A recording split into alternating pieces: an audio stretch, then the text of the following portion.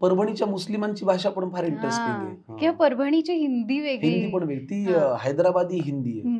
उस्मानिया विद्यापीठाचा प्रभाव असल्यामुळे त्या भाषेतली एक फार इंटरेस्टिंग कविता आहे, माझी नाही ती, कि देखो कितना समझा रहा मैं, नहीं बोले तो सुनते नहीं, अपनी मनमानी तुम कर रहे, नहीं बोले तो सुनते नहीं, करने के जो काम है वो तो जैसे के वैसे चे, नहीं करने के काम कर रहे, नहीं बोले तो सुनते नहीं, अम्मा अम्मा अल्लाह खाम का तुम इतने बूढ़े होके भी चिल्लर चाले करते जा रहे, नहीं बोले तो सुनते नहीं.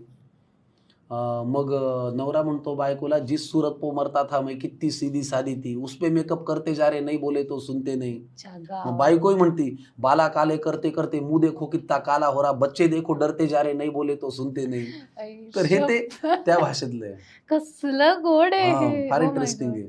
आणि सरकारी आर्डर है बच्चे 2-3 से ज्यादा नहीं होना, सरकारी आर्डर है बच्चे 2-3 से ज्यादा नहीं होना, खट्टा खा के उल्टा कर रहे, नहीं बोले तो सुनते नहीं.